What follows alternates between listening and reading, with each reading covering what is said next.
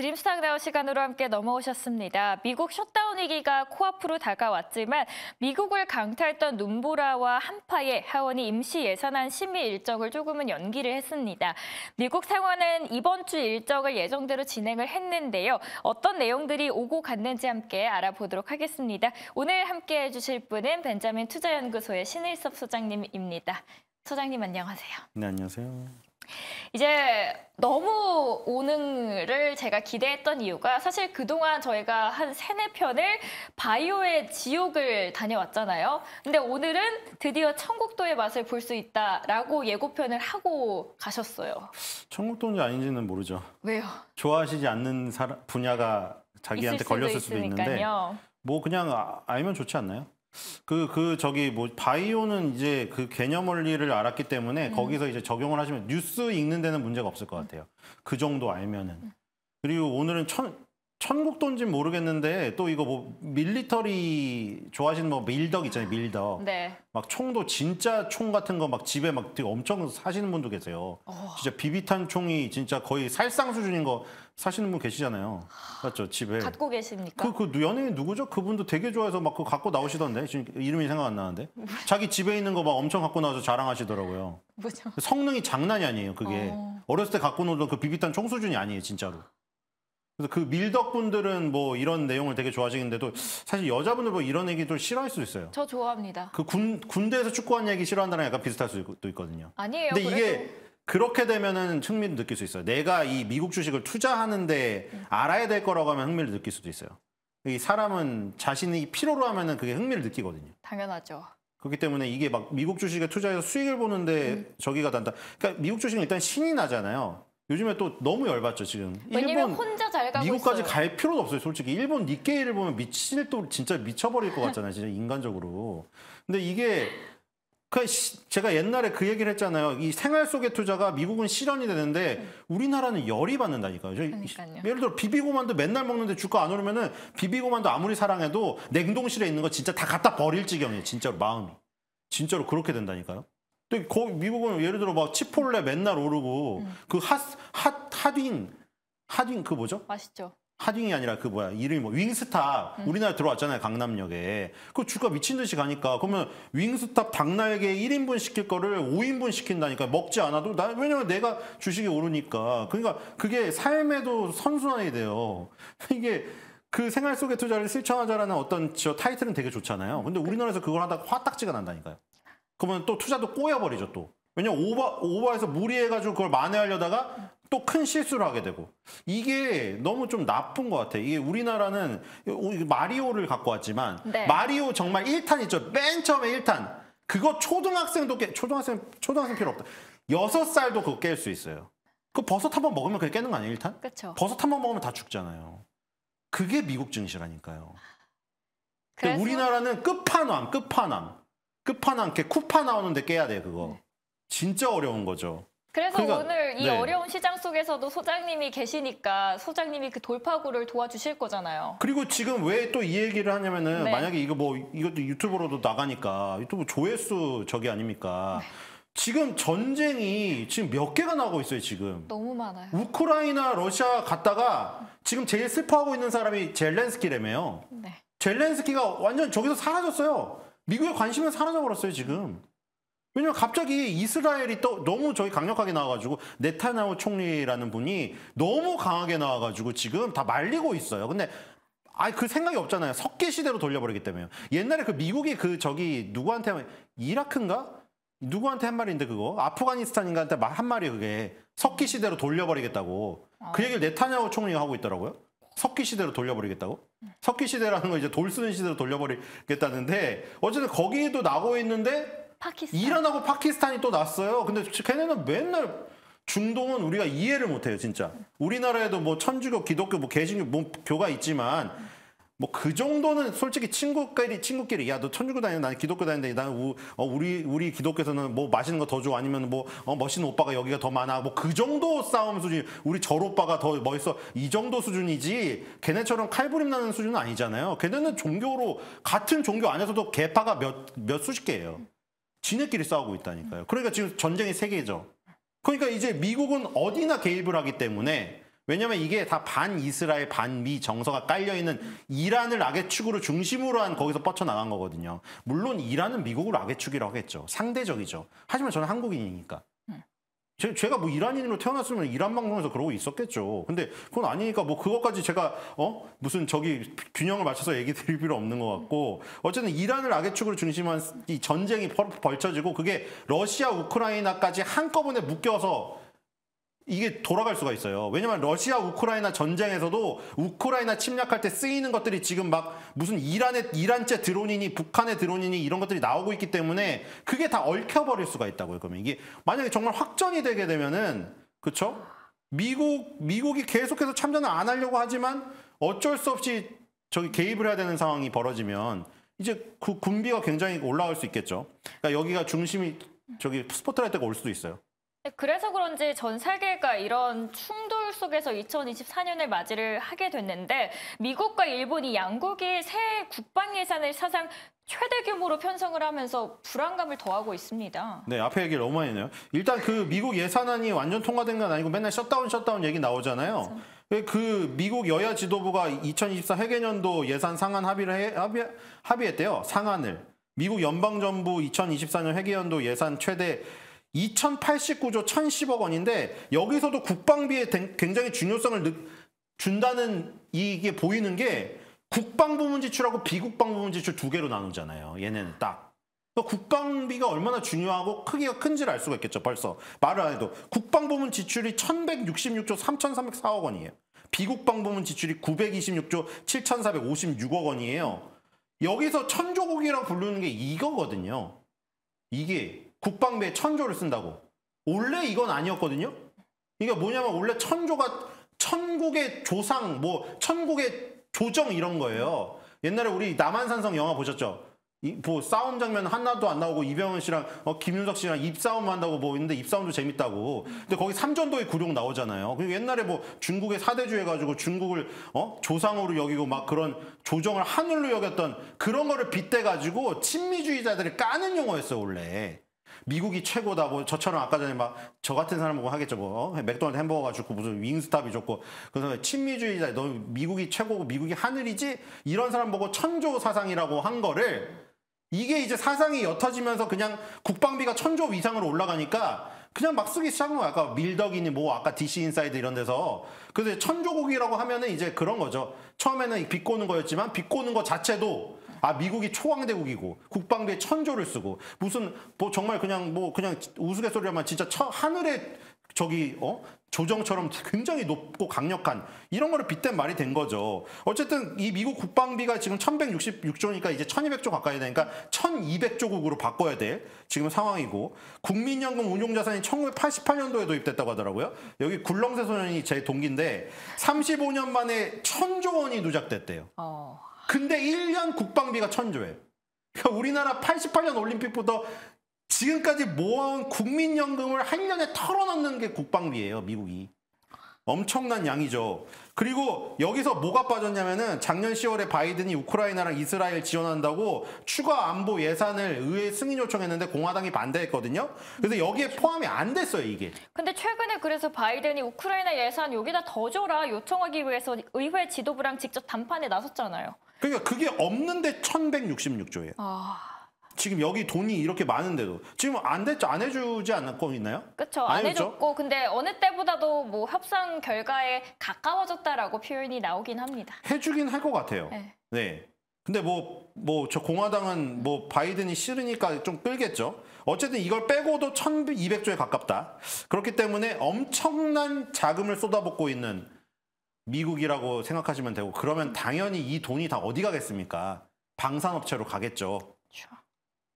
그래서 그런 낙수 효과를 입어가지고 K방산이 조금 효과를 받습니다. 그렇죠? 전쟁이 계속되지 않으면 사실 그런 어떤 호재가 빛이 발할 수 있기 때문에 그것도 염두에 둬야 될 것 같아요. 그럼 이번에 뭐 이스라엘 하마스 전쟁이 터지면서 홍해 리스크까지 생기고 있는데 미국과 중동의 사이가 좋지 않은 건 사실 이번이 처음은 아니잖아요. 네, 계속 되고 있죠. 네. 근데 조금 손을 놨죠. 왜냐면 아프가니스탄 전쟁을 지금 마지막에 급하게 철군할 때 그 뉴스 다 기억하세요? 급하게 미군 실어가지고 도망갈 때 아프가니스탄 주민들이 제발 더 있어달라고 할 때 근데 미국이 20년 동안 했는데 베트남 전쟁 8년 했는데 20년 했어 20년. 그 여기서 더 이상 하기가 그렇죠. 이거 미군이 패배라고 하는데 어쩔 수가 없어요. 이거 민간인을 잡고 이렇게 버티면은 어려워요. 핵으로 날릴 수도 없는 일이고 이게 지금 2001년도에 9.11 테러가 발생됐잖아요. 충격적으로.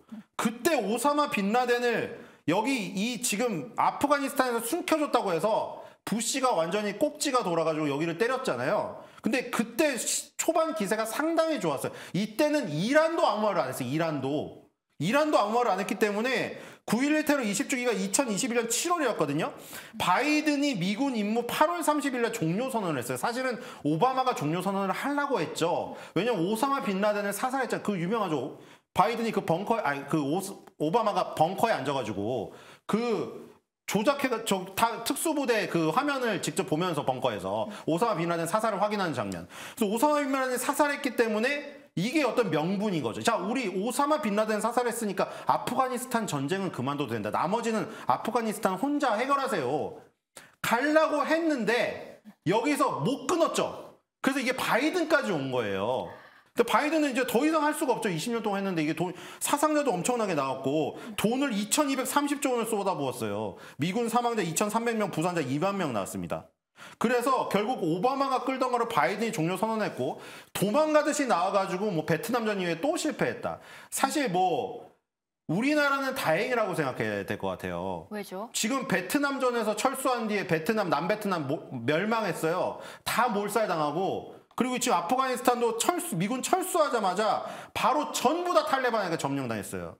유일하게 6.25 전쟁만. 미군이 나가고 나서 바로 여기 지금 요즘에 나라퀴즈쇼라고 하는데 뭐 아시겠죠? 6.25는 북침입니까? 남침입니까? 제가 따라가지 못했네요, 세대를. 네? 북침인지 남침인지 모르는 사람이 대부분이에요. 그 객관식으로 하면 다 틀려요. 그래요? 북이 쳐들어왔잖아요. 네. 남을 침략했으니까 남침이겠죠. 북침이라고 하는 거 과반수가 나와요. 근데 어쨌든 북한이 쳐들어왔죠. 그래서 다시 미군이 개입해서 낙동강에서 겨우 살려가지고 거기까지 올라간 거죠. 거기서 중국만 아니었으면 통일이었는데. 근데 어쨌든 간에 그거 제외하고 이렇게 발빠르게 발 다 뺐어요. 우리나라 빼고.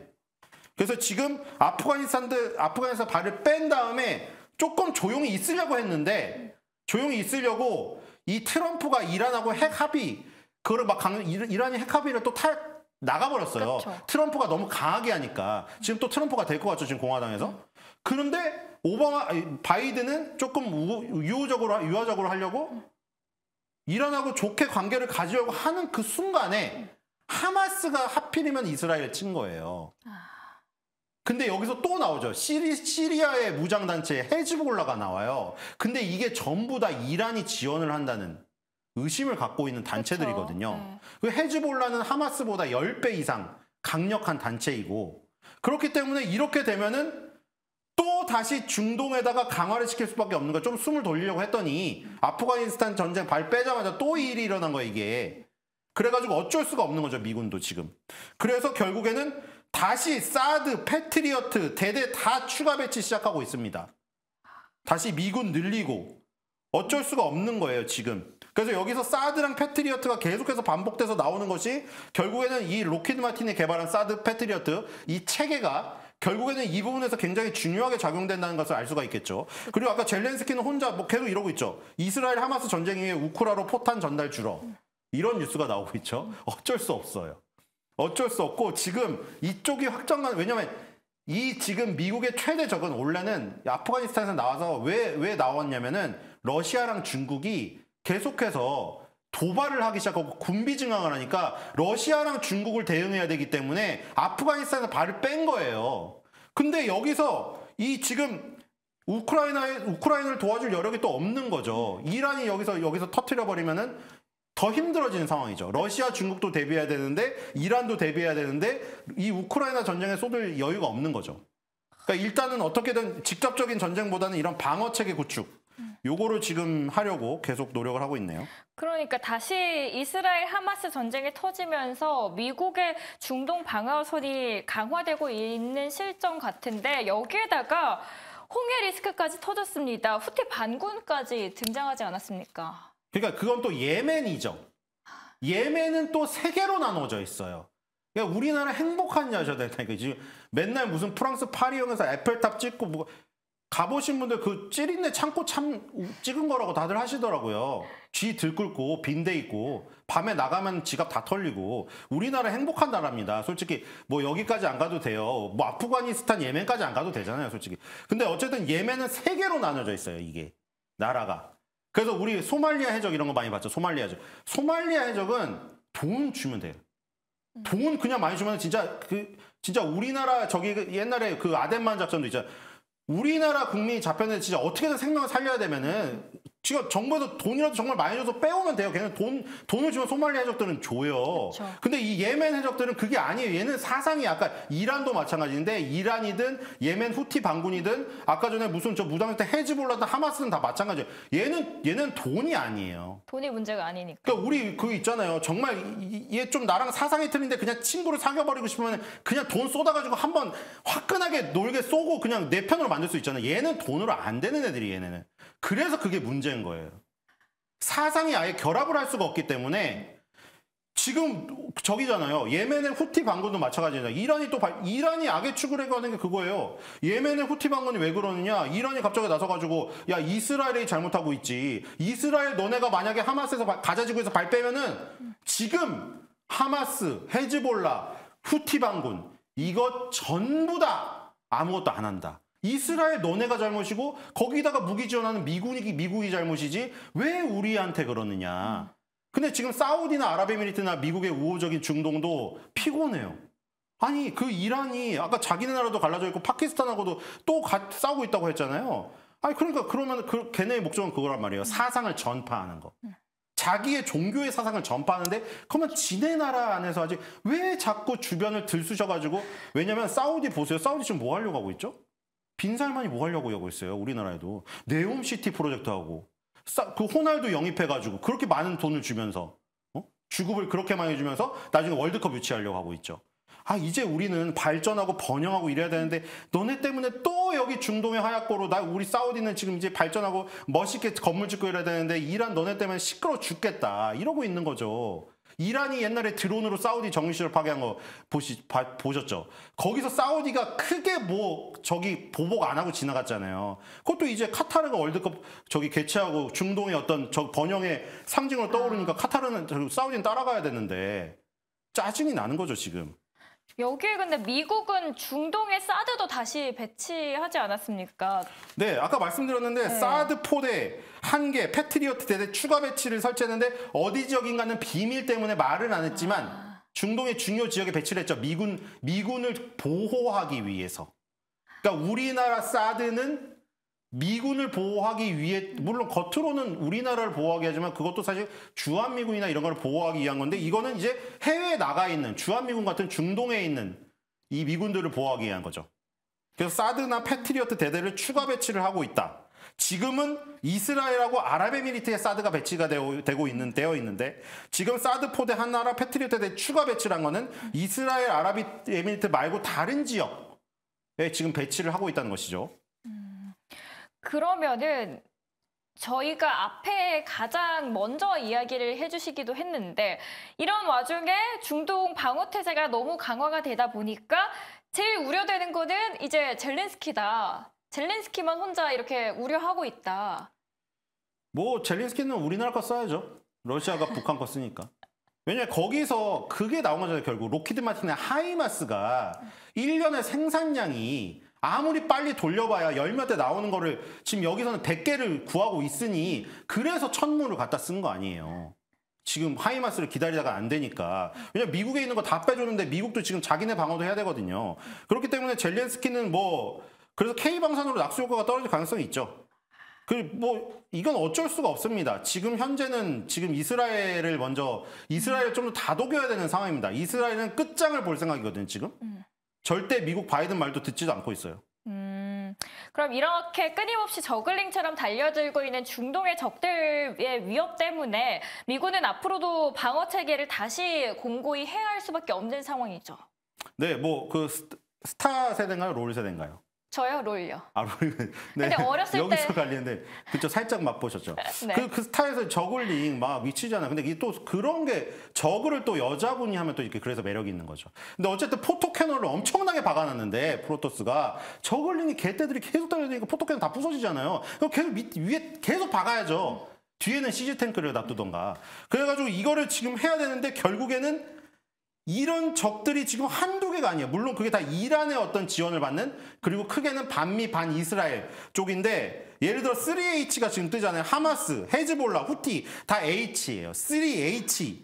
거기다가 아프가니스탄의 탈레반. 아까 전에 미군 철수된 뒤에 바로 탈레반이 지금 다 정권 다 잡고 지금 민간인 학살하고 있습니다. 그 다음에 사우디아라비아의 알카에다. 알카에다는 사실 많이 약해졌는데 있고요. 이슬람 국가가 또 있어요. 시리아나 이라크에서 활약하는 이슬람 국가가 있습니다. 이런 것들이 전부 다 미국이나 세계의 위협입니다. 그래서 이런 어떤 다발적인 공격의 위협에 이 방어 체계를 굳건히 해야 되는 지금 상황이죠. 그래서 뭐 이지스함 아니면 사드, 패트리어트 뭐 이런 거를 다 총동원해가지고 다 막아야죠. 왜냐면 지금 이번에도 보시다시피 이스라엘이 자랑하는 아이언돔이 하마스가 너무 단기간에 중복으로 쏴버리는 바람에 아이언돔이 실력을 못 보였단 말이죠. 그렇기 맞아요. 때문에 더욱더 촘촘히 아이언돔 자체가 돔이라 굉장히 촘촘한 거거든요. 근데 우리나라는 그렇게 할 수가 없어요. 그렇잖아요. 한계포대 설치한다고 저게 난리인데 아이언돔을 촘촘히 그렇게 박을 수가 없는 상황이죠. 그렇기 때문에 굉장히 필요한 것, 그리고 돈도 너무 비싸고. 그래서 필요한 곳에 박아야 되고, 미군 같은 경우에도 지금 세계의 경찰이니까 미군이 상당히 많이 나가 있기 때문에 거기에서 필수적인 곳에 빨리빨리 적재적소에 박아야겠죠. 안 그러면 이제 저글링들이 빈 곳으로, 아까 말한 그런 저글링들이 빈 곳으로 막 빈틈 막 치고 들어와요. 포토캐논하고 시즈탱크가 없는 곳으로. 그럼 지정학적인 문제는 단기간에 해결되기는 어려울 것 같고 관심은 당분간 이어질 것으로 보이는데 이 모든 방어 체계를 누가 있냐? 로키드 마틴이죠.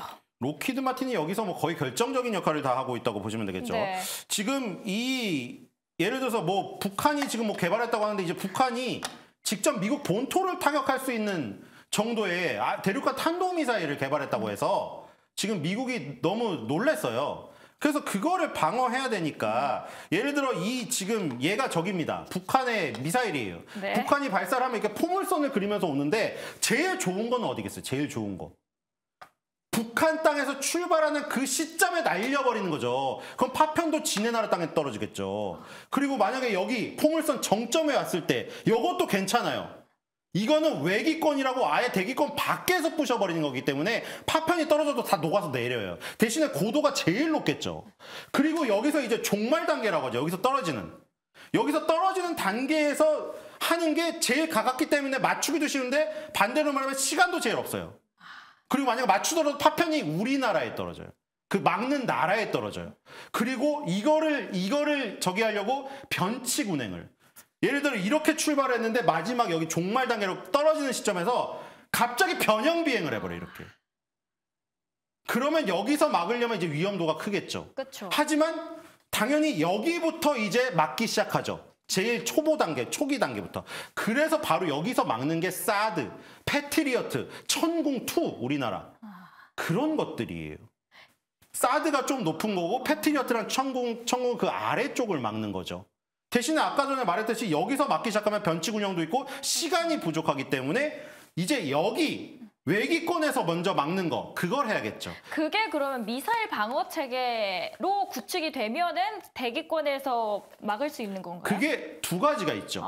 예를 들어 미국이 자기 땅에다가 박아놓은 네. 지상을 기반으로 해. 땅에다가 여러 발을 박아놨어요. 알래스카나 이런 데다가.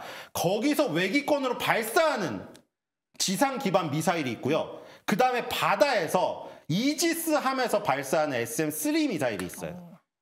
그걸로 만약에 두 개로 격추에 실패했을 경우에는 이제 최후의 수단으로 사드나 패트리어트나 천궁2가 막아줘야 되는 거죠. 물론 이게 이름이 달라요. 이스라엘 같은 경우에는 또 다른 것이 있거든요. 이스라엘은 뭐 예루살렘 막 이런 그 성경 나오잖아요. 네. 그래서 여기도 이름이 그래요. 이스라엘은 고고도 요격용이 에로우 3예요. 그러니까 이지스함에서 발사하는 SM3 같은 거죠. 중고도가 다이세 돌팔매고 저고도가 아이언 돔이에요. 바로. 아이언 돔에서 막기를 실패한 거죠. 이번에. 아예 맨 처음에 만약에 뭐 알았다면은 초반에 했을 텐데 알지 못했던 것이죠.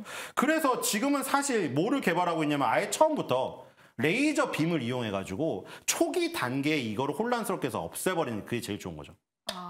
아예 그 북한이나 러시아에서 쏘는 그 땅에서 없애버리는 거죠.